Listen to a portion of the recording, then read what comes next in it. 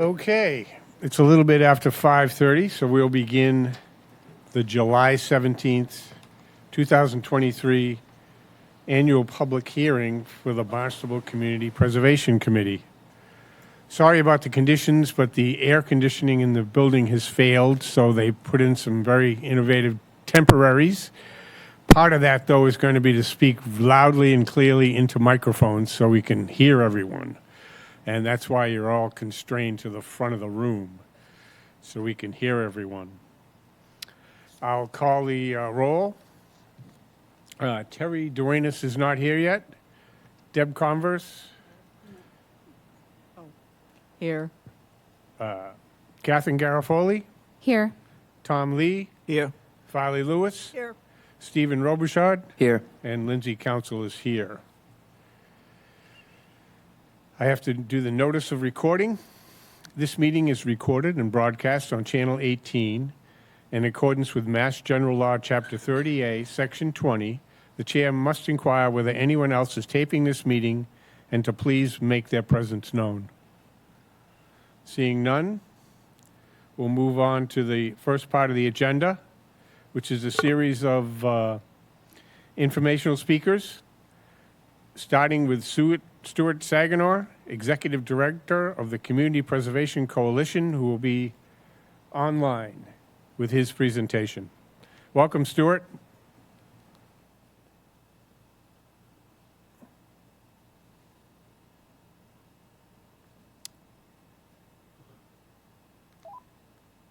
Sarah, is Stuart ready to go? All right. Can you hear me now? Yes. Okay, excellent. Thank you, Lindsay. I appreciate your inviting me to your public hearing tonight. I'm always happy to spend time with CPA communities, especially Barnstable, having been one of the early adopters of CPA on the Cape. You've had it for quite a while now, and I'm always interested to see what's going on in the different communities and educating everyone a little bit on some of the things happening with CPA statewide, because with 195 communities across the state, there is a lot going on. I have about less than 15 minutes to talk about, and then I'm happy, Lindsay, to take any questions any way you want to handle it. Excellent. We can take them at the end. I think that'd be best. Okay, terrific. So my name is Stuart Saganor. As Lindsay said, I'm the executive director of an organization called the Community Preservation Coalition. And we are actually a nonprofit based in Boston that is a combobulation of lots of other nonprofits who work in the affordable housing, historic preservation, and open space world. We have a steering committee of 21 members, including 8 folks from local CPCs that kind of guide the operation for the coalition and make policy decisions and programming decisions on what sort of things we offer to communities around the state. One of, I think, the most popular things that we do offer is our website. You won't find anything on CPA pretty much on any other website in the state.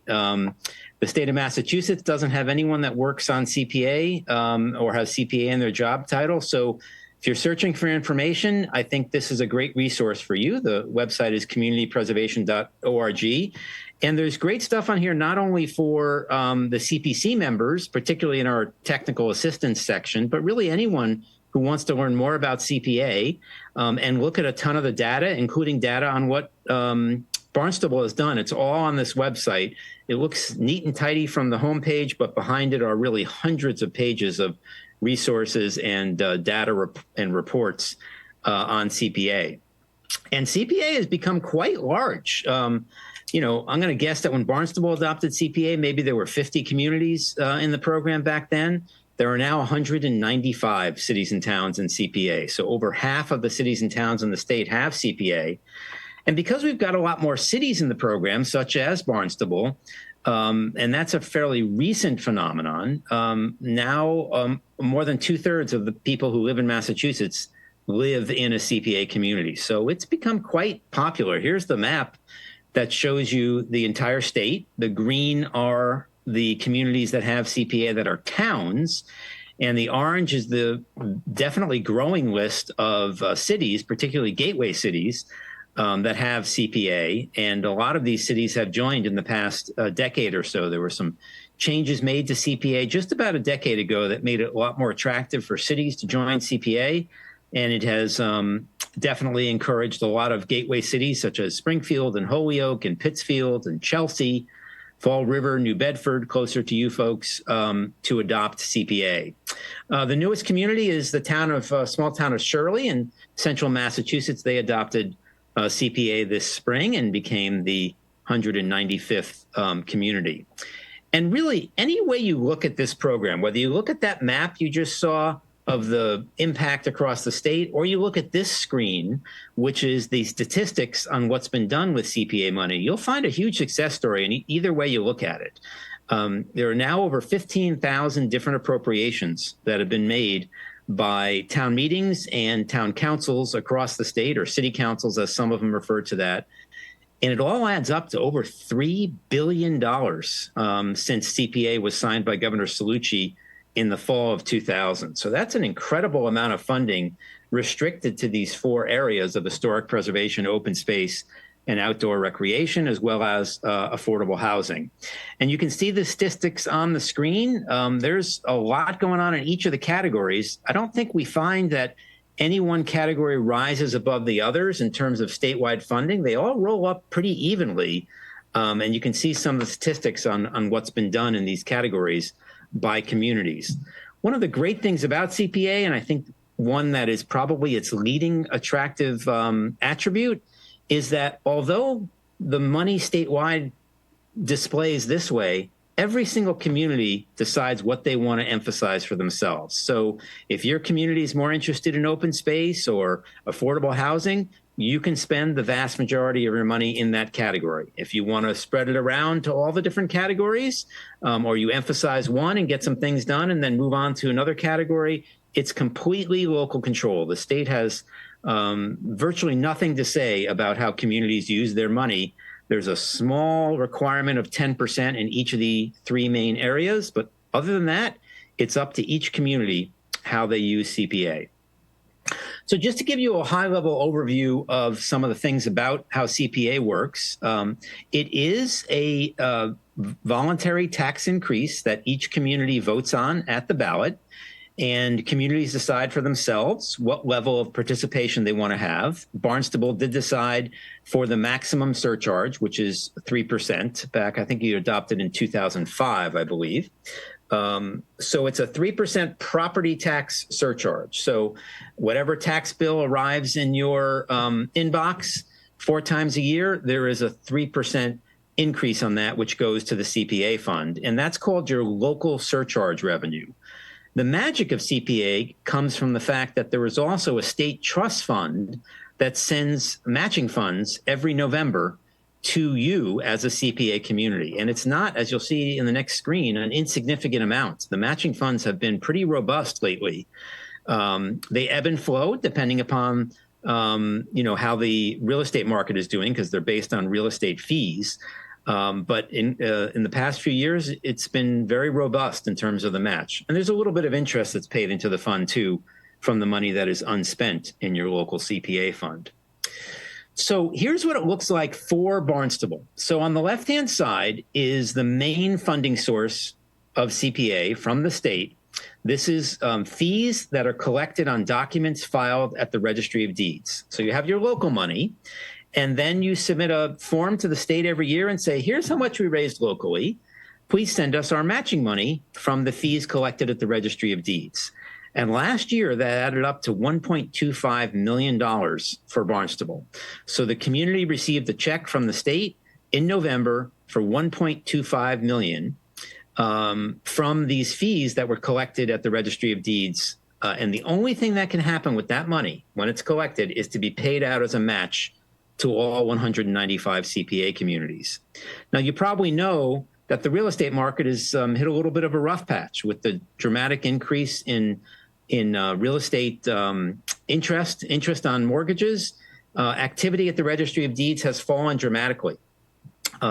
So a few years ago, and this has been that way for a little while, we asked the state to consider opening up a second avenue of funding for the CPA trust fund.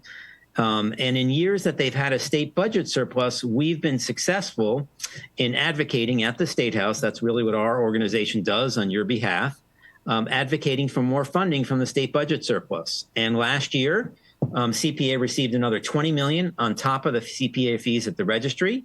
And so in December, you received a second distribution from the state of another $340,000 and change, which came from surplus funds. So it all added up to $1.6 million in matching funds from the state. And that's about 41% of what you raised locally. That's how the state calculates the matching funds. They take what you raise locally, and then everyone gets a similar percentage of these two sources of matching funds. So that's a nice amount of money from the state just for being in the CPA program. You contribute a little bit, and the state contributes a little bit. And it's a really nice partnership that gets a lot of great things done locally from your programs. As I mentioned, we do have a little bit of a situation now with the trust fund because of the rise in interest rates. And so collections for CPA have fallen by about a third year to date at the state's registries of deeds. So we are trying to point this out to the legislature and get them to increase the amount of money they give us from the state budget surplus. Last year, we received $20 million. We have advocated for $30 million this year to make up for the fact that the fees at the registry really have declined. We've been successful in that endeavor so far. The state Senate appropriated the $30 million for us in the most recent budget process. Right now, the state's budget is in a conference committee between the House and state, and hopefully our appropriation for the money from the surplus will survive that conference committee negotiation, and then it'll head to Governor Healy to sign. And then in the fall, we'll find out whether there actually was any surplus money, and hopefully we'll receive that $30 million. So we're not there yet. If you happen to be a good friend of your state senator or your state representative and feel like lobbing in an email this summer, this is the perfect time. The legislature is deciding right now whether they're going to give final approval to that extra money for the trust fund, of which, as you can see on the previous screen, Barnstable received a big chunk of it. So let your legislator and your House representatives and your senator know that you really think they should continue to support CPA by dedicating surplus funds to the CPA trust fund. So the thing that we get, we only had a short amount of time here. Normally I have a long training that I can provide to people, and I'm certainly glad to come back at some point. But the one thing that I did want to talk about in terms of a educational piece tonight, this is our last slide here, is what you can do with CPA money. So we talked a lot about so far what money is available and how it comes in, and what resources the CPC has to work with. But what can you do with CPA funds? It's probably the number one question, not probably, it is the number one question that we get on our technical assistance hotline. We receive probably about 4,000 questions a year, either by email or telephone. And I'd say anecdotally, 60 or 70% of those are what's called allowable uses questions. And it's really an art, not a science. The science part of it is on this screen, but it's still not a simple process to figure out exactly what is eligible for funding. This is called the CPA allowable uses chart, and it's a start on getting a handle on what can be funded with CPA funds. And if you ever have an idea for a project in Barnstable, this would be the first place to look. It's obvious across the top that you see the four categories. Everyone pretty much knows that CPA is a restricted fund. It's only available for projects in the open space category. And by open space, we mean conservation land. So parks, not parks. We mean land under control of your CONSCOM, trails, agricultural land, and that sort of mostly pristine open space. Historic preservation is the other category. Recreation is parks, playgrounds, and athletic fields. So that category is open space, but it's active open space as opposed to conservation land. And housing. So people clearly understand that unless it's in one of those categories, it's not eligible for funding. But it's not enough to just be a project in one of those four categories. It can't fund everything tangentially related to those four categories. The more difficult part to understand is these verbs along the left-hand side. So you have to take your project and justify it using one of those verbs, and one of the verbs that has a yes in the box as opposed to the big red no. So For example, in the open space category, most of the activity is in that first box, acquire. Municipalities acquire conservation land to protect it, or they acquire agricultural preservation restrictions on farms, or they acquire easements for rail trails and things like that. They acquire real property interests. And in the open space category, there's a big yes there, and you can clearly see the majority of projects in that category happen in that box on the intersection of open space and acquisition. But let's give another example of how you would use this chart, because examples are the best way to understand it. Let's go to the historic category. Let's say someone had the idea, maybe the Historical Society or the Historical Commission in Barnstable, that we want to do an oral history of World War II veterans. There are only a small number left in Barnstable. We want to hire a professional videographer and a video production company to record their stories, interview them, look at their documents and artifacts that they have from that time, and have them show them on camera, and then we'll edit that into a show that could be played on the local cable channel. I think this program right here is going out on the local cable channel. So that's what the project is, to create a new video production with an oral history of our World War II veterans in Barnstable. So someone asked a CPC member, hey, is that something we could fund or you could fund? So let's go to the chart. Well, the definition of a historic resource in Section 2 of CPA is a building, structure, vessel, meaning a boat, real property, document, or artifact. There are only 6 things in the historic category that you can spend money on. And it's those right there that I just mentioned.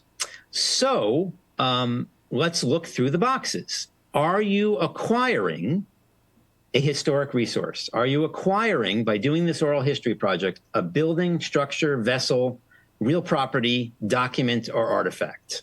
And you are not. You're paying to do a new video. Are you preserving, which means protecting from injury, harm, or destruction? Are you preserving a building, structure, vessel, real property, or document, or artifact? And no, you are not. And nor are you rehabilitating a historic resource as well. So because those are the only 3 boxes you have to work with, the answer is obvious here. That project is not eligible for funding from CPA. In fact, it probably belongs in either the create or support box. You're creating something new, a new video production, and you can't create something new in the historic category. We always joke about that a little bit. The legislature got that one right. They don't let you create anything new in the historic category. Some others might look at it as support. It's certainly an activity. Creating this World War II oral history, great project. It's certainly an activity that supports the general category of historic preservation, but its support is not allowed in the historic category either. So that's a kind of an illustration of how you would use the chart to come up with a project that is eligible, like buying open space, and a project that is not eligible, that in fact actually is creation or support, which is not eligible in the historic category. So as I mentioned, this is probably 70% of our questions that we get, and we're happy to help anyone. If you have allowable use questions, we spend all day working on these sort of things, and we're always happy to help the folks in Barnstable, either CPC or community members who are interested in determining allowable uses. So for my last slide on eligibility for CPA funds, the Act actually does not have many restrictions on who can apply for CPA funds. But in fact, there are 2 groups that form the vast majority of appropriations across the state. And that would be the town itself applying for funding to work on a town-owned asset, like a building or a park or a playground. And we get a lot of 501c3 nonprofit organizations that work for the public good that apply for CPA funding. And that's the majority of the appropriations. The 3 other things that I have down here on this slide under caution are in no means ineligible for funding, but they do bring some difficulties and some extra scrutiny and perhaps some extra protections that need to be put in along the way, because CPA is public money. And anytime you give it to an outside person other than the town, it's something that you have to track very carefully. So one of the difficulties is sometimes we see non-incorporated entities that apply. So a neighborhood association, the Friends of so-and-so park, which is a neighborhood group. Those are very difficult to fund because they're not real entities. Sometimes we see individual homeowners of historic homes apply for funding, and that can be pretty problematic and difficult to get done as well, although there are a couple of communities that have set up procedures to do that we have an article on our website. And then the last one is privately owned historic buildings as opposed to Barnstable owned historic buildings. There is ways properly to do that, but it does bring an extra level of complication and contracts that are involved. Religious institutions are particularly difficult because of a court decision a few years ago based on a lawsuit in Acton on funding, using CPA funding for churches and religious institutions. So those really deserve extra close scrutiny by your CPC and your town council as well. So that's what I have for you tonight. I promise to keep it short because I know you have a big agenda. And Lindsay, I'll turn it back to you. Thank you very much, Stuart. Very enlightening and very valuable information. Any questions from the members? Stephen. Just one quick question. Can you elaborate a little bit more on that 33% year-to-date drop? I know you mentioned that was due to interest rates. Can you just explain that a little bit more? Sure. So the main funding source for the trust fund is fees that are collected at the Registry of Deeds. So anytime you step to the window at any registry across the state, including the registry on the Cape, the registries in every county in Massachusetts, and you want to file a document at the registry, there's a chart on the window there that shows the fee to record a document. And the price is different. If you want to record a deed, it's $125. If you want to record a mortgage, it's $160. If you want to record an order of conditions from the CONSCOM, whatever you want to record, there's a fee that goes to the state for that. Of that fee that is collected at the registry, $50 of that goes to the CPA trust fund. So if the fee is $125 to record a deed, $50 off the top goes to the CPA trust fund. And that adds up to anywhere from $50 to $70 million a year that funds the trust fund. It's those fees collected at the registry. But CPA doesn't get a percentage of real estate sales. It only gets a flat $50 on each document that is recorded. So if you are familiar with what's going on in the real estate market, there are very few houses on the market right now because people are staying put. People can't afford mortgages right now. A big portion of the fees came in the past from mortgage refinancings. Every time mortgage rates dropped in the past decade and someone refinanced a mortgage, they had to file that mortgage at the registry. There was a $50 fee. But no one's refinancing mortgages right now at all because everyone has lower rates than are available. So all those things combined have reduced the volume of activity at the registry dramatically. And that has hurt the collections for the trust fund, and that's why they're down. I don't see that situation changing for a while. It will come back. It will come around again. But the Fed is actually talking about raising interest rates again as opposed to lowering them. So I don't think we're going to return to really robust collections at the registry until interest rates start to fall in coming years. And then we'll see the activity come back and the trust fund collections will go back up and there'll be more money to distribute to communities as a match. Did that explain it? Anyone else? Great, members? thank you. No? Anyone from the audience care to ask Stuart a question about CPA procedures, policies? Come right down. Speak into the microphone. Is the tax money, it's a surcharge, so it's in addition to, it's not coming out of the money that we pay for our property taxes, it's added on to? Is that correct? It's a property tax surcharge. So if you own a home and you have a tax bill, or before you adopted CPA, you had a tax bill of $1,000. I know everyone in the room is probably laughing right now because who has a tax bill in Barnstable or anywhere in Massachusetts that's only $1,000? But the math is easier if we use a round figure like that. So let's say you had a tax bill of $1,000 you were paying to the town of Barnstable. Then the town went and adopted CPA back in 2005, I think, and they instituted a 3% surcharge it's calculated on top of your tax bill. So you now owe $1,030. 3% of $1,000, $30 is the CPA portion. The town still gets the $1,000 to run the schools and the police department and pave the roads, and $30 goes into the CPA local account for the CPC to recommend projects and for the town council to approve those appropriations. So it is on top of, it's a surcharge on top of the regular tax bill. Okay, that answers it. Thank you. Thank you. Anyone else? Seeing none, Stuart, thank you very much. You're Appreciate welcome. your- Glad to visit with you, and I'm happy to follow up any questions, through everyone at the CPC. And Ellen, we're happy to take email questions afterwards if things come up. And great to join you tonight and have a good public hearing. Thank you very much. Next item is our presentation on our projects for the year. I'll go set that up.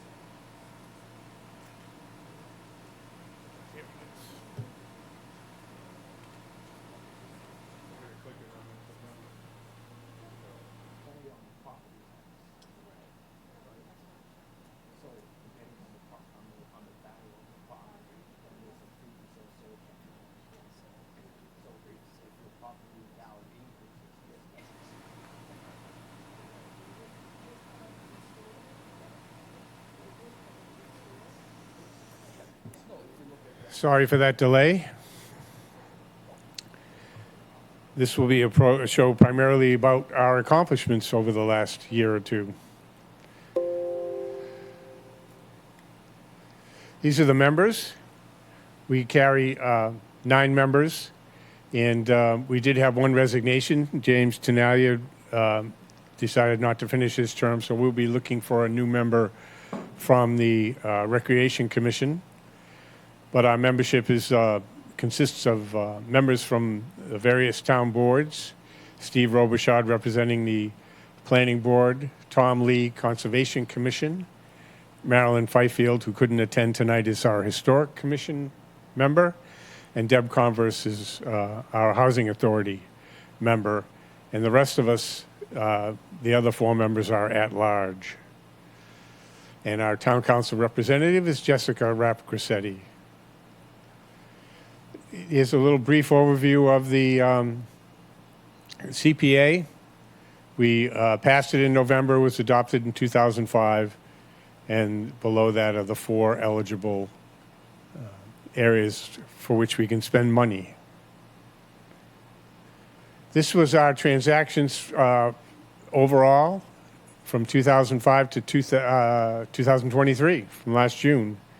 And it's pretty balanced out, with a little bit more going to historic preservation, and I believe that reads 13 million for historic preservation, 9,900,000 for open space, and 9,900,000 for community housing, and 1,400,000 for recreation. So it's been fairly balanced, but it has trended towards historic lately. Here's our some of our goals for this coming season, where we review our application process. We are going to make it a little bit more clear in our application process that projects must qualify for a Massachusetts Historic Commission preservation restriction, and we're also going to engage in grant agreements for each project. We've basically been doing them for historic projects that get more complicated, but these grant agreements outline the details and conditions for a project clearly before a project can commence. Here's some of the uses: acquire, create, preserve, and rehabilitate. You've seen that from Stuart's presentation. Here's one of our projects from last year, 830 Wakeby Road. That was a involved project, again, with our partners at the Land Trust. Also subject to a land grant to protect drinking water for the COMM Water District. Here's Pleasant Street Park, which is one of our projects from several years ago, but it's right down the street, and it links Bismore Bulkhead to Pleasant Street. That was a great little project. Took down a house and really opened that area up. Here's another land acquisition, a Cobb Trust acquisition that was for the Bikeway project to allow the easement. So when Stuart was talking about acquiring, you can acquire easements as well as the right-of-way or even interest, ownership interest. Recreation, these are more specific. Stuart did mention trails, but it has to be non-commercial. In other words, you can't have a venue that's charging a ticket price. And the other one that's not talked about much is community gardens. Many towns build community gardens with CPA recreation funding. One of the biggest hits we've had recently is the pickleball courts. If you go by there on Tuesdays, Wednesdays, Thursdays, it is packed. And we're going to need more. Great sport. It's really taken off in this country in the last few years, and people really enjoy it. This is the park that our town architect, Mark Marinaccio, is working on, the new recreation playground equipment. Great project, much needed out in that village, and we look to do more of these elsewhere in town. The Cape Cod Rail Trail, which is scheduled to begin next January and February, which will come across from the Yarmouthtown line over on Willow Street, traverse the Fish and Wildlife property, down southerly next to Mary Dunn Road to a small parking lot. It can be a great project. It'll change the Cape Cod Rail Trail and really make it more Cape-wide. Historic preservation.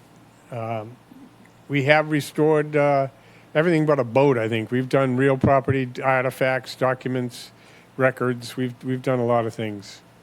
And I think it's really made a difference, particularly to some of our local historic groups, to have their artifacts preserved with climate control and those kinds of things. It really makes a difference. Here's another one that's just getting started, the Zion Union Historic Museum and Chapel. That's a town building, and we're excited to get that project going with Mark's team over at Structures and Grounds to bring that up to shape. And his Sturgis Library, another great project. We were able to work with them, and they saved some money to even do more than what their original project allowed for. So that's a great project and a great old building, a nationally recognized building. And here's Gene's project he'll be telling you about shortly. Wonderful looking over there and a real benefit to the village. And the courthouse, another one of Mark Marinaccio's project.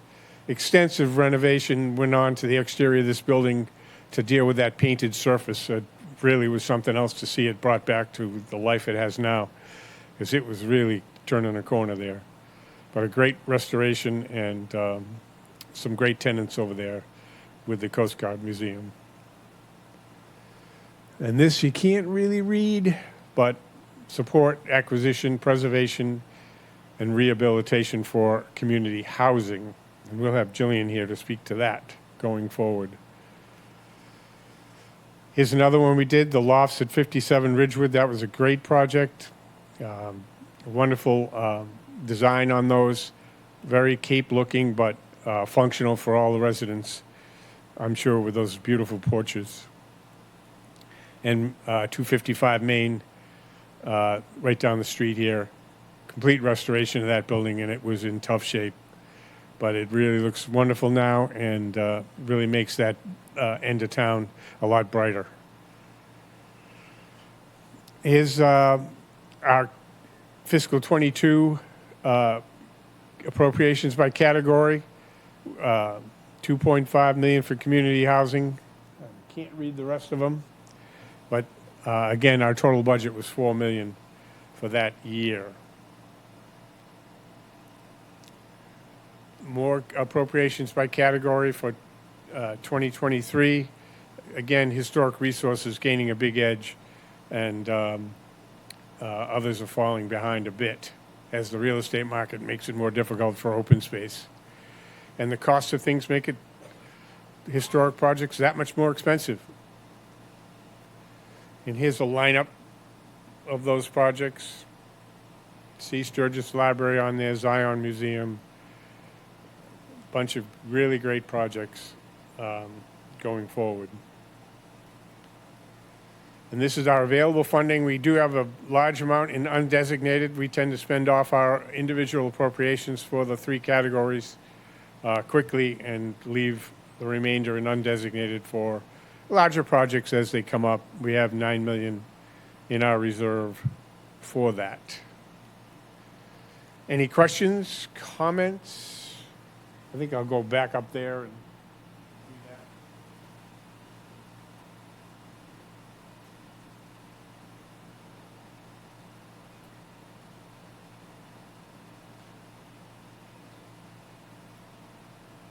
Questions, anyone?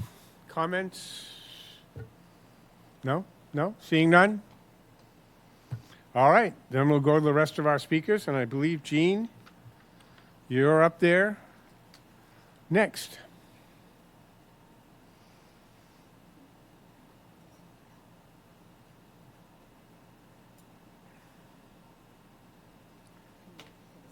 Yeah, he knows what to do.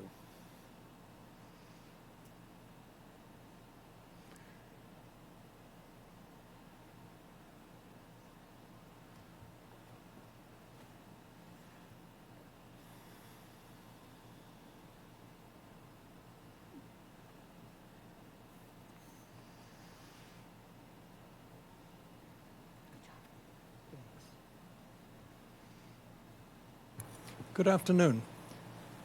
Mr. Chairman, members of the committee, I wish to thank you on behalf... Can you hear me now? Is that better? I wish to thank you for the opportunity to meet with you this afternoon and express our appreciation for our relationship. This relationship started, I believe, about 10 years ago, about the time that I arrived in Barnstable, and you've been an important part of our entire effort during that 10-year period.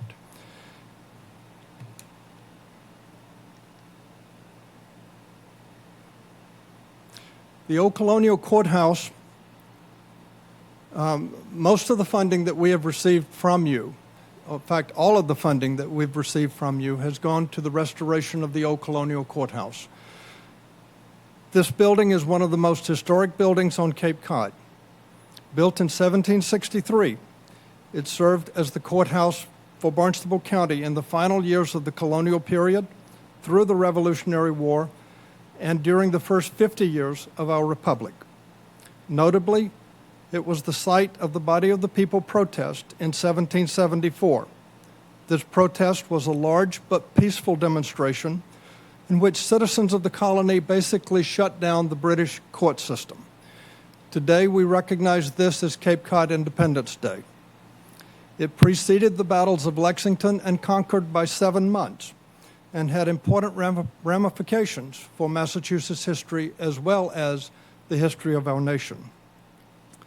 The Old Colonial Courthouse is not just a building, it's a connection to our past.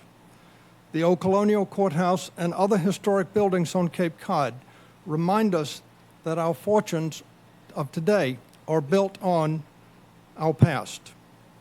And what we leave for future generations will be a statement of our culture, our tastes, and our values. In 2014, Tales of Cape Cod initiated a multi-year program to restore and preserve this building. You have been a valuable partner throughout this entire project.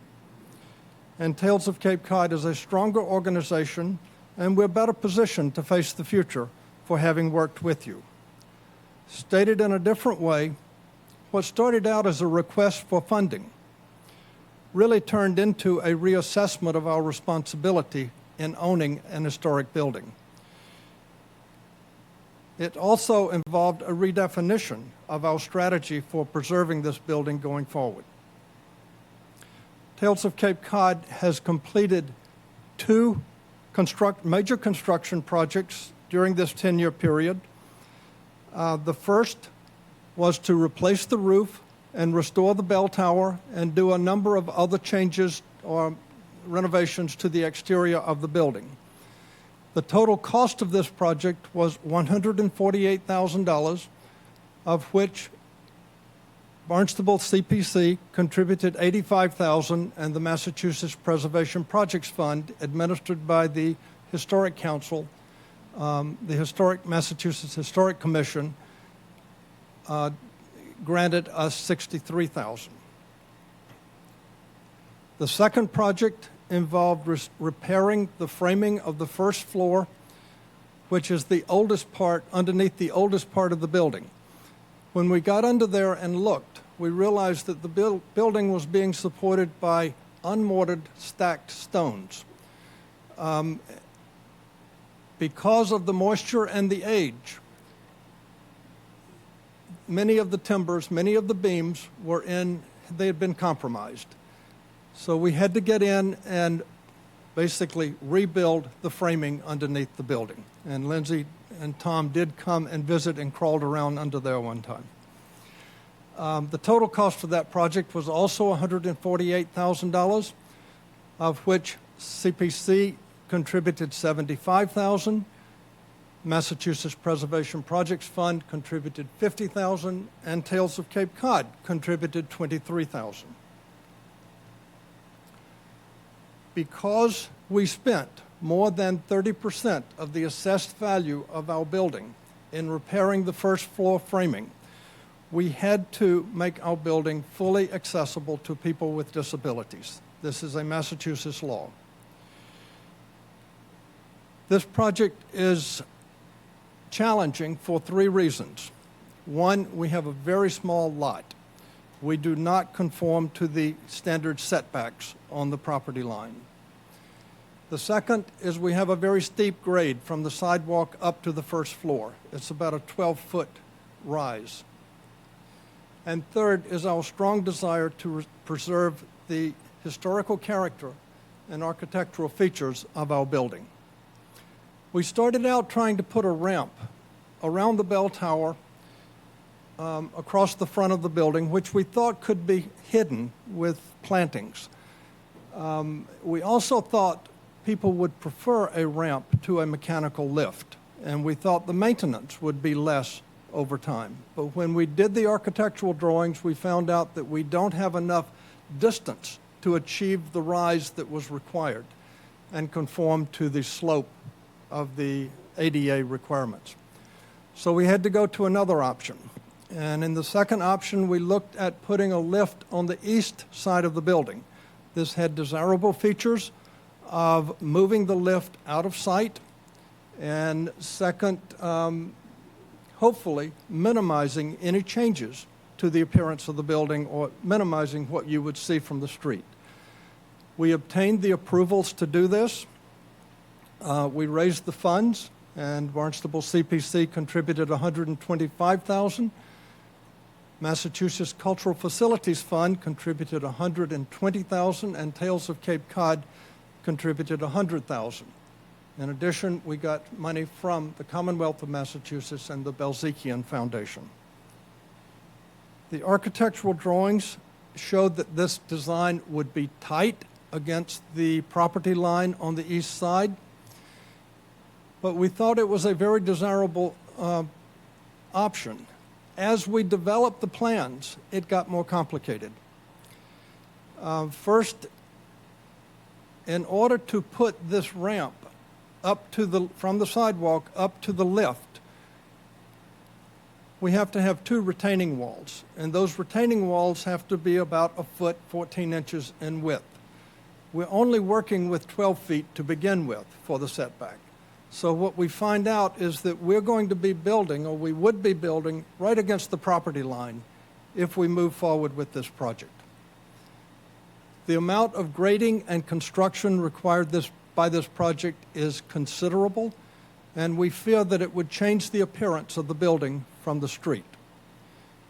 So before we pull the trigger on this design, we are looking at a third option, and this is, I'm giving you an update on the status of this project as I go through. The third option is to place the lift, as I've indicated by a shaded orange dot, beside the south porch of the building. We have sufficient room to get from the sidewalk up to the grade level at the bottom of the porch. The lift would take people to the first floor. Architecturally, this is we think it's a desirable approach. We can camouflage or screen the lift from view on the street. We are at the point where we are seeking the engineering design or engineering data to confirm that this will in fact work. As soon as we get that, assuming it's positive, and I have no reason to assume it will not be, we will move forward with the final drawings and the construction documents, solicit bids, and hopefully we will get this project underway by October of this year.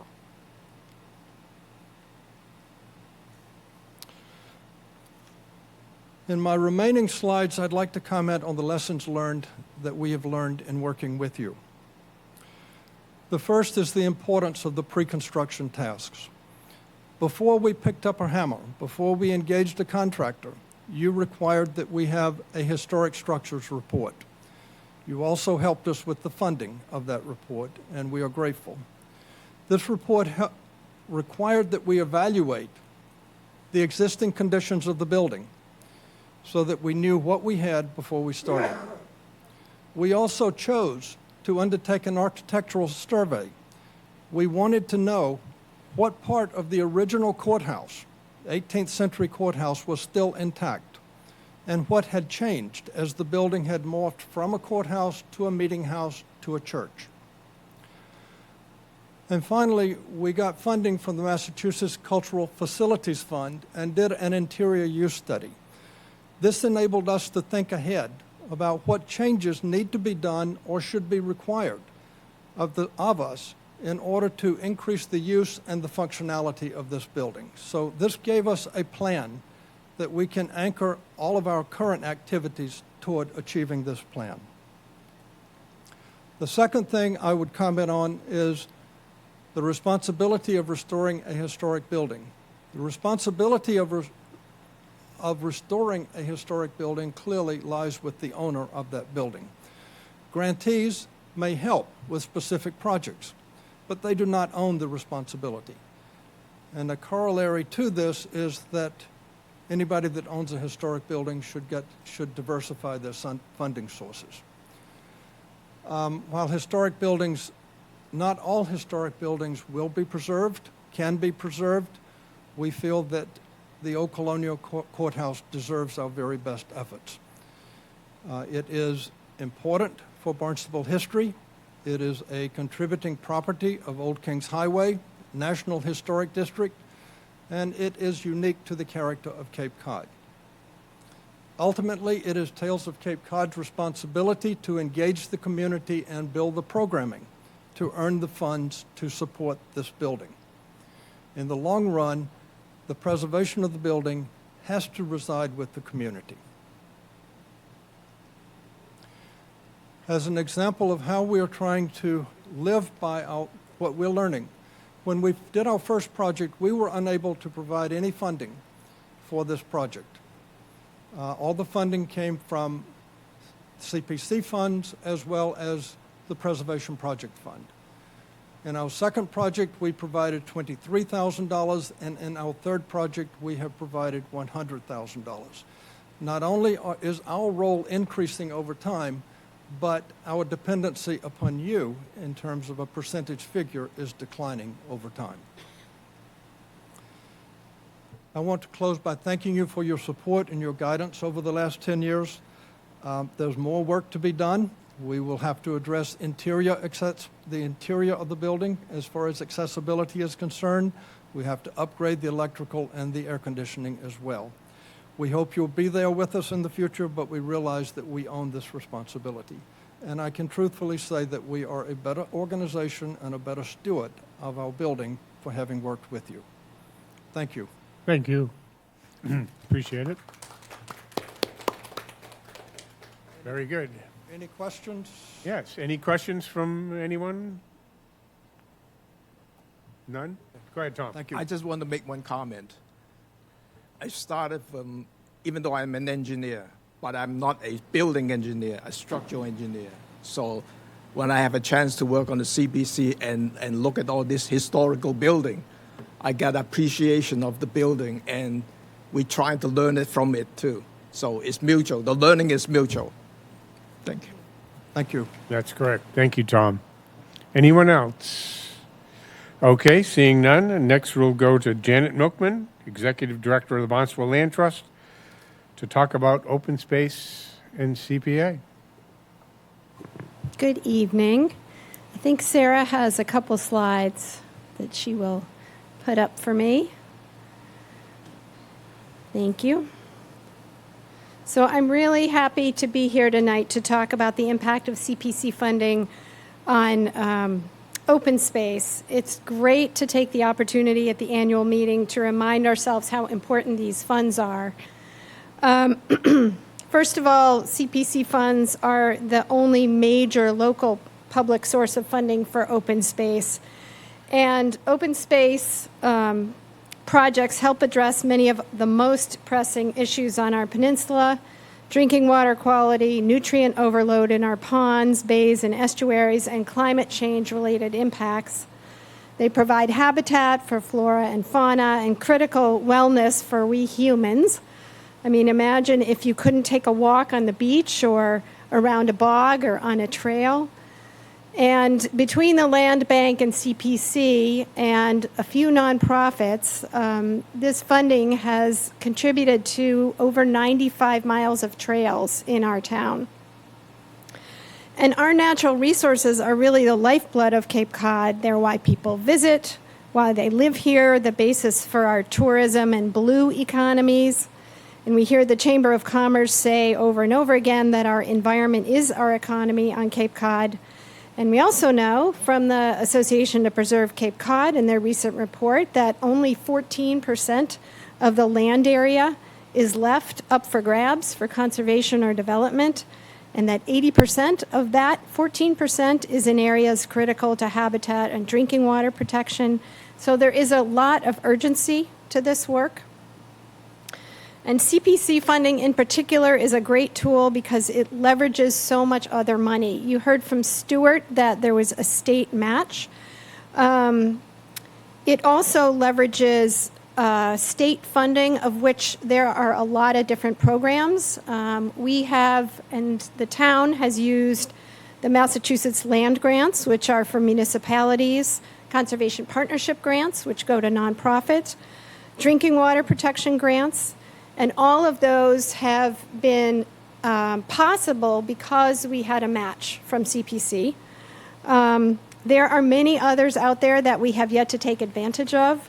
There are the Municipal Vulnerability Preparedness Grants, Federal Land and Water Conservation Funds, NOAA grants. Just a couple of examples. You saw Lindsay's slides earlier of the Wakeby Road project. That was able to take advantage of a $250,000 state drinking water supply protection grant, and also leveraged the same amount of money for the town of Sandwich, which had the adjacent parcel there. This project, which you see on the slide, the Bowles Field project on Commerce Road, which was just closed a few weeks ago, that project took advantage of a conservation partnership grant, which goes to nonprofits, and CPC funding was critical to that project as well. I think it's also helpful to remember that open space is one of the top values of Cape Codders. It's one of the few things that people vote for over and over again to raise their taxes for. And that value continues to be strong. We see it every time we present a project to town council, but also a recent local comprehensive plan survey of priorities of the residents of the town of Barnstable reflected the top 8 items on something like 14 or 15 were all about the environment. And number 1 was protect, restore, and enhance priority natural habitats, salt and freshwater resources, and open spaces. So, for all these reasons, our values, our economy, our fiscal responsibility, our health, spending CPC dollars on open space is an incredibly efficient and effective use of government funds. Thank you for all that you do. Thank you, Janet. Questions? Yes, Catherine. Not so much a question, but I just want to take a minute to recognize the fact that Barnstable Land Trust just celebrated its 40th anniversary. And I just want to say that the fact that the CPC can support open space acquisition in town and the fact that Barnstable Land Trust is trying to find new and creative ways to connect those people to those new properties really means a lot. And I think that the organization is doing great. Thank you, Janet. Thank you. Very nice. Anyone else? Seeing none, we'll move on. Thank you, Janet. Now we have Jillian Douglas, Administrator of the Barnstable Affordable Housing Trust Fund, to talk about community housing.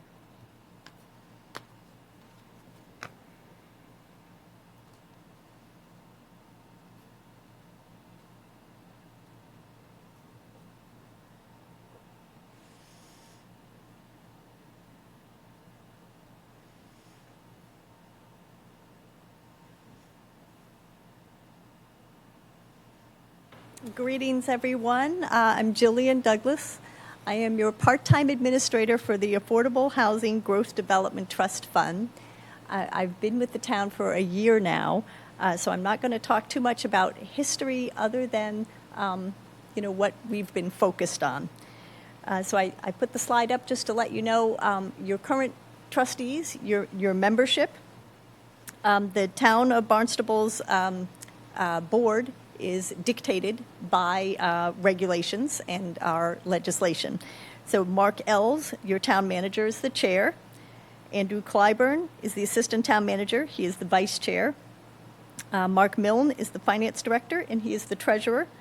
Laura Schufelt is our affordable housing expert. She is an at-large member.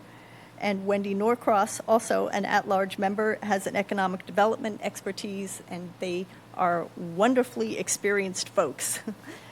And I'm gonna, there we go. So I guess the focus of the last year that I've been here has been really focused on affordable housing. Affordable housing is extremely regulated, not just in the state of Massachusetts, but everywhere. And it's very complicated. Barnstable has an incredibly dedicated and knowledgeable internal departmental support and staff. But these, I just wanted to lay out, these are the town entities that pretty much work to support the trust and I think the CPA as well. The town manager, he works to lead, guide, and balance the efforts consistent with the town council's directives, priorities, and strategies for the community at large. The Planning Development Department, led by Elizabeth Jenkins, provides technical support and accomplish overall town objectives and goals. The town of Barnstable has a legal department, and that legal department ensures that all activities that we undertake are within compliance of laws, rules, and regulations across the state and internally. The Community Preservation Committee and staff, you folks guide, support the established town and community goals with your investment of your CPA funds, and you have donated funds to, or allocated funds to the Affordable Housing Growth Development Trust Fund. The Housing Committee in our town is primarily advisory. It does advocacy advocating for housing, reviews plans and proposals, and makes comments and suggestions, and it may submit funding or action requests in the future. Sorry.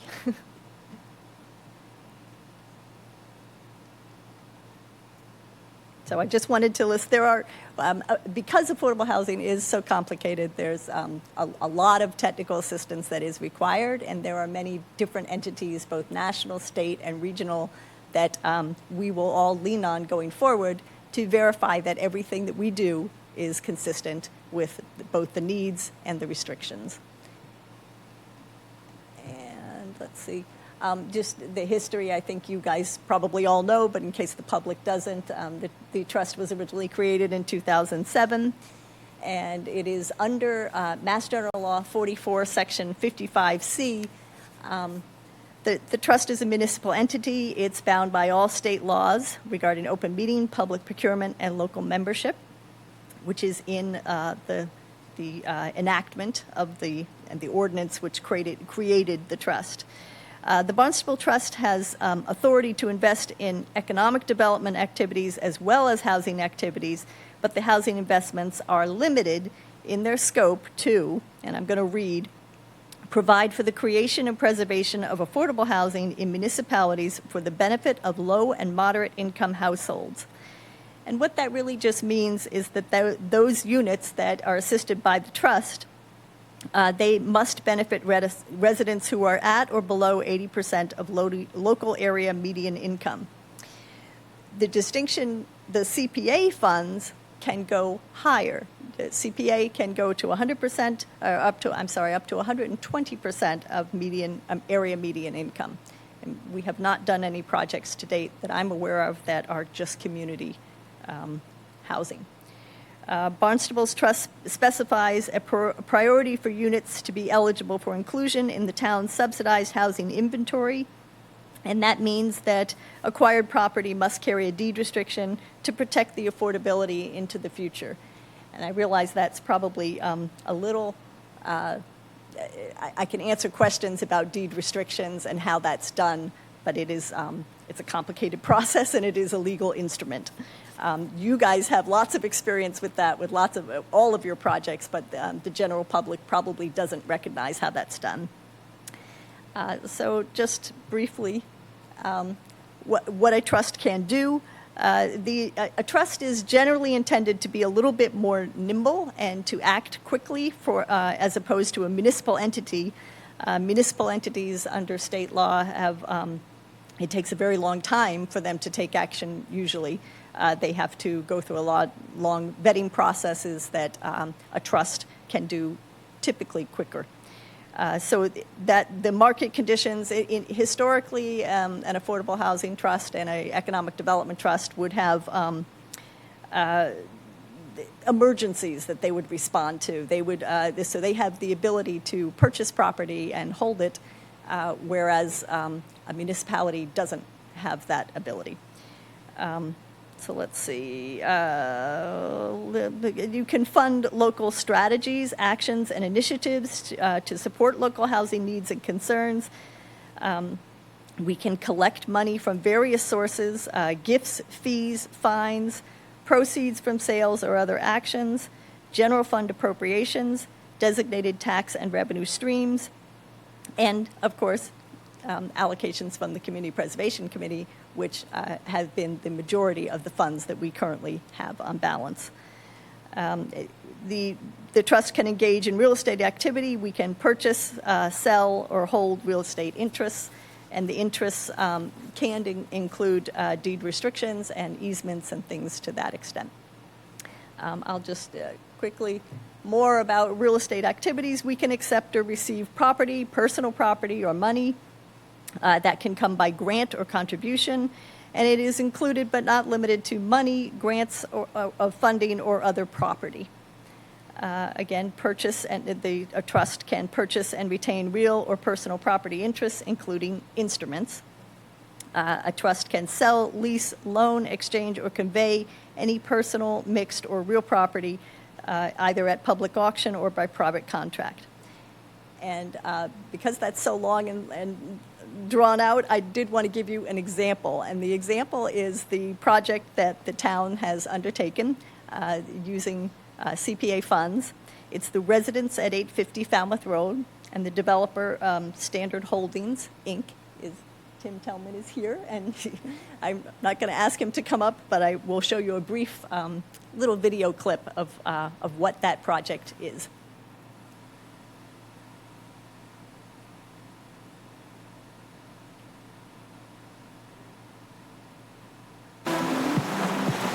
Hey everybody, it's Adam here from Charlesgate. I'm coming to you from Residence at 850 over in Hyannis. Why don't you come on in and check out this brand new 53-unit luxury rental building. Here we are walking through the lobby. Beautiful features here, including our fireplace, some lovely wood accented walls. Going into some of our lounge space in our business center, we have Wi-Fi access and a printer, some great seating areas. So if you're hosting any meetings or if you're just still on that hybrid work schedule, we really have a great place for you to come on down and do some work. And then as soon as you're done, you can head right on over to the other side in our lounge area. You can either go out to the patio, do some cooking, or you can sit down, watch some TV, and just hang out in a beautiful lounge space. All right, guys, so you've seen the lobby, you've seen the lounge, you've seen the business center, you've seen the patio. Come on and check out the fitness room. Some great equipment in here. We got a couple of treadmills, an elliptical, a couple of bikes. We got some cable machines, some free weights, pretty much everything you need in a small little space to get a perfect workout in. For those of you pet lovers, we have an incredible little dog walk over here. So you got a cool place for your dogs to come out and play and hang out with all the other neighborhood pets. And then when they're done playing down here, we got an incredible little dog spa downstairs. All right, everyone, so thanks again for coming by Residence at 850. It was great having you by. Anytime you want to come by and actually take an in-person tour of the building, just hop on to 850capecod.com and book a tour. Again, my name was Adam. Thanks for spending time with me today, and looking forward to meeting you.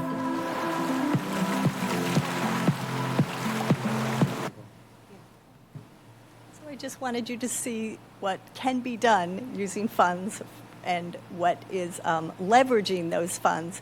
53 units of housing, 10 of which are affordable. And they are going to receive the same amenities as the other residents in that development. And I'm going to click right back. I'll do a quick little statement.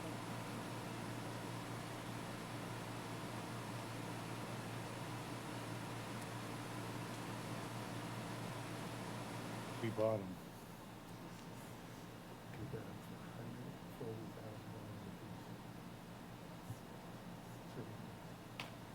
We should have bought 10 more. If we couldn't get them, they wouldn't do the deal again.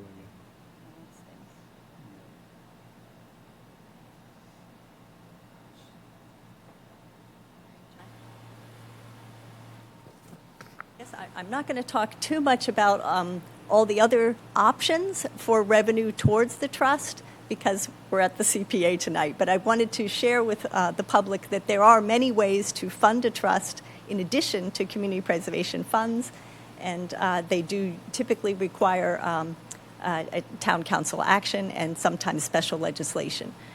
So I won't delve into it, but what a trust also can do is use their unrestricted funds. Those would be the funds that are not under the CPA to hire administrative and technical advisors and consultants and undertake technical assistance. So I just wanted to note, going back with what Tim had told me before about 850 residences, there were basically 4 funding sources for the project. They included the state HDIP, that's Housing Development Incentive Program tax credits, and the town through the $1.4 million from the trust. Tim had stated that was critical. It amounted to $140,000 per affordable unit, so that's for the 10 units. And the investment in the 10 brand new high-quality affordable units leveraged 43 additional brand new high-quality rental units. For the affordable units, the one-bedroom rents are $994 per month, and the two-bedroom units rent for $1,094 a month. The amenities that are available for all tenants and all of the 53 new tenants receive top-quality new rental units. Tim had said the principals of Standard Holdings took a lot of personal risk and it was an extremely successful project. They give a shout out to Lane Partridge, who worked with them. He's in our tax assessing office to help with the tax incentive. He was wonderful and easy to work with, and our tax credits, which were originally expected to come through for fiscal 2024, were all submitted early enough to qualify for fiscal year 2023. And because we submitted our compliance early enough to the local assessor's office, our tax increment exemption also came through in fiscal 2023. Tim also gives a shout out to Elizabeth Jenkins, who was instrumental in shepherding this project through countless committees and hearings over 3 years, and her professionalism and skill set is greatly appreciated and a valuable asset to the town. And I just also note that the majority of the, we have $973,538.76 on the trust balance sheet. Those available funds are held in the trust, the total trust of $1,200,918.82, or 81% of the trust's current holdings were transferred from the CPA, and they are still available for that. The notice of funding availability has had not a whole lot of response. We've had people who are interested, but I think the biggest takeaway about affordable housing is that it requires lots and lots of leveraging because unlike a lot of acquisition projects, you don't just buy it. It has a life going forward. It takes management, and it has to be maintained as affordable. So I think I just wanted to summation, many opportunities for cooperation and collaboration. I invite the public to please reach out to us if anyone has ideas or projects that they would like to examine or have the trust to look at. Also, economic development goals, we're working towards that as well. And I've left my contact information at the bottom. I think everybody can see that. And I'll take any questions, and I'm always available if people have other more detailed questions. Thank you. Any questions from members? Any questions for Jillian from the public? Seeing none, thank you very much. Very, very interesting. And last, we have Mark Marinaccio, town architect, to talk to us about some of his town recreation projects.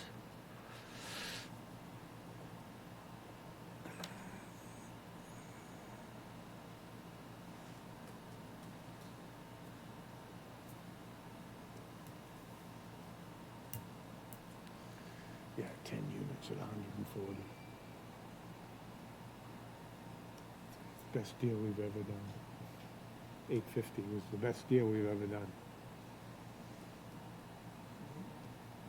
For us, the 10 units, for 140 each.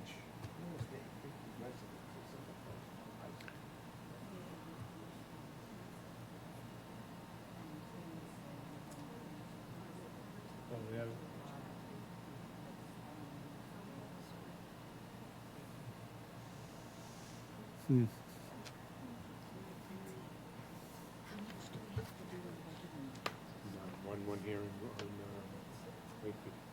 That's it. Are we running out of time?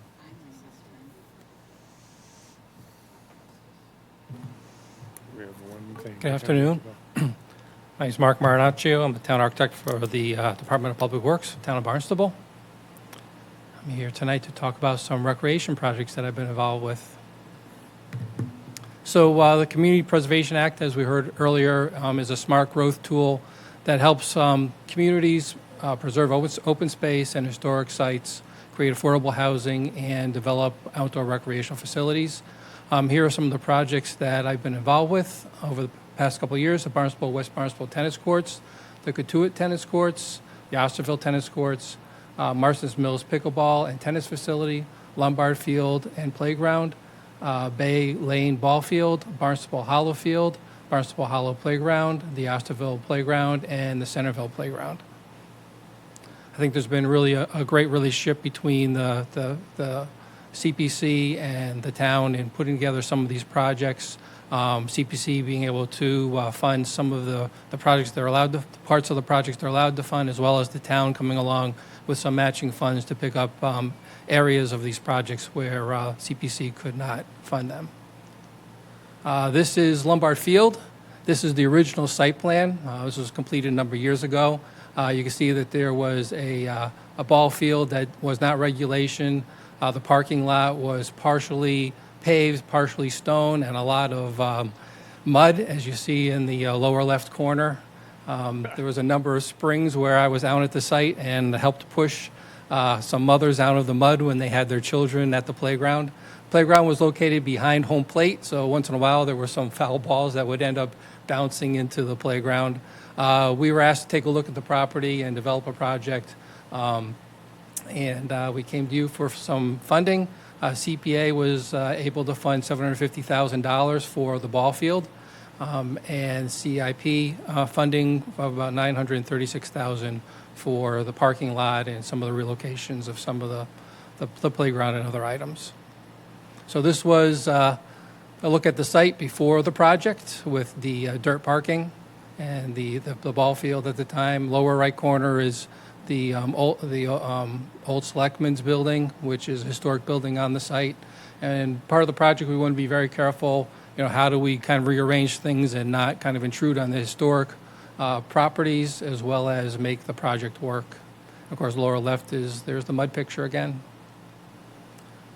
This was the project that was developed schematically in-house and then through SMRT Architects for a 275-foot regulation softball field, increased parking on the site, and relocation of Luke's Love Playground in the lower left corner behind the old Selectmen's building. Of course, respecting the historic buildings at the same time.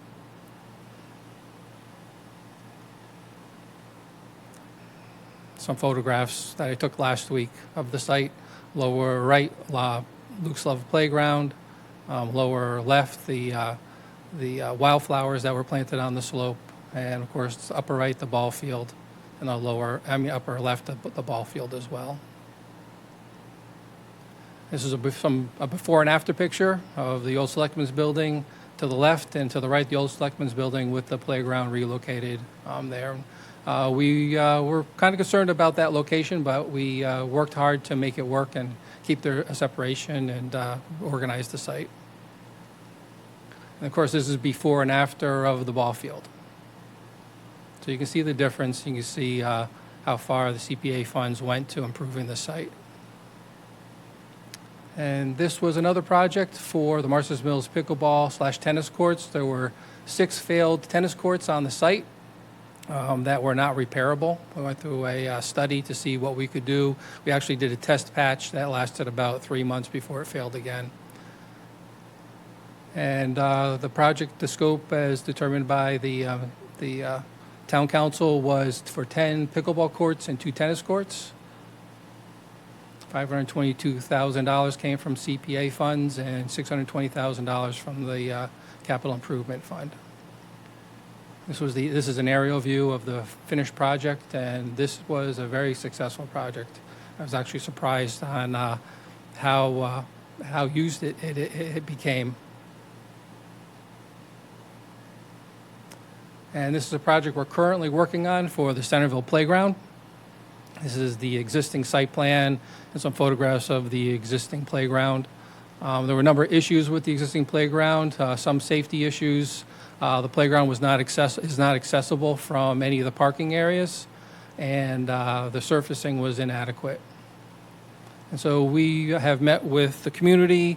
We have a playground consultant on board. We've developed a number of designs in-house. There was funding appropriated by CPC for the playground, as well as by the capital improvement plan for the parking lot extension. So really what the project entails is we are increasing the parking on the site in order to get to a lower level where we can create a sidewalk access to the playground. We're also bringing in about 2 feet of fill into the hollow to raise the grade. We've met with the community as some plans. This is kind of the latest scheme We're still in the process of scheduling a community meeting to review the changes that were made and get their final okay on this. This is a close-up of the playground and some of the proposed equipment. The committee, they had approved a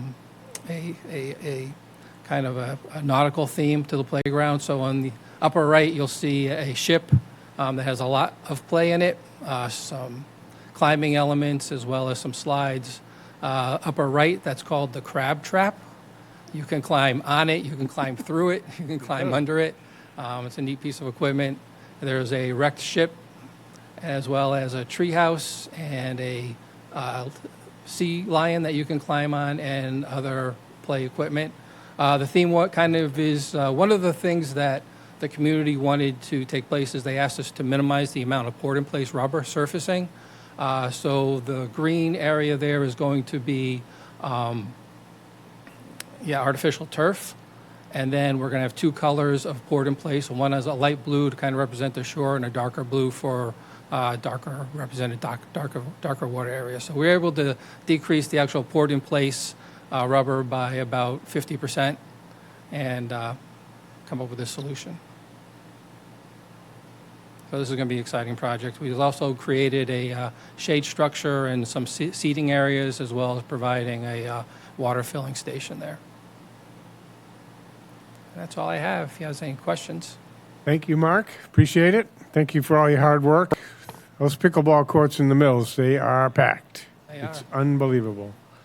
Amazing. Any questions from members? For Mark? Seeing none? Any questions from anyone in the public?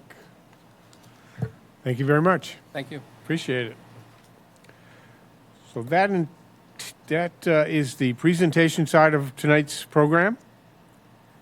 Some great work been done out there over the years, and I'm certainly proud of all of it.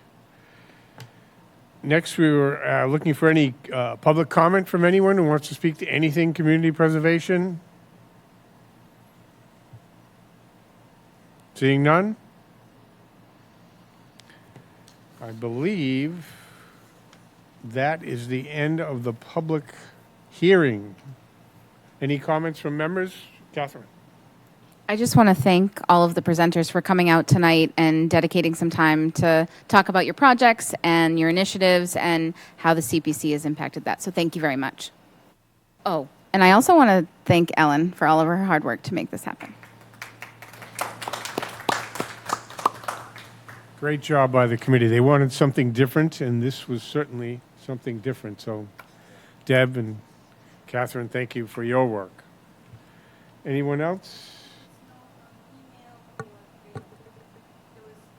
No public comment by email or hard mail. So we'll continue this on. We do have the two projects I mentioned earlier about grant agreements and firming up our historic preservation process. So we're going to keep that, keep those efforts going. Oh, food. We'll take a break in a minute. But I would need a motion to close the public hearing. Make a motion to close the public hearing. Second. Any discussion on closing the public hearing? Seeing none, I'll call the roll. Deb Converse, Yes. Kathleen Garofoli, Yes. Tom Lee, Yes. Farley Lewis, Yes. Stephen Robichaud, Yes. and Lindsay Council votes yes. So thank you. We've closed the public hearing. Let's take a little break and get some refreshments, and we'll open our regularly scheduled meeting. Do you want a motion to adjourn this meeting first? I think we It's on the, we'll adjourn this meeting. Okay, we'll take that as well. yeah, I'll move to adjourn. Second. Discussion on adjournment. Seeing none, I'll call the roll. Deb Converse, Yes. Kathleen Garofoli, Yes. Tom Lee, Yes.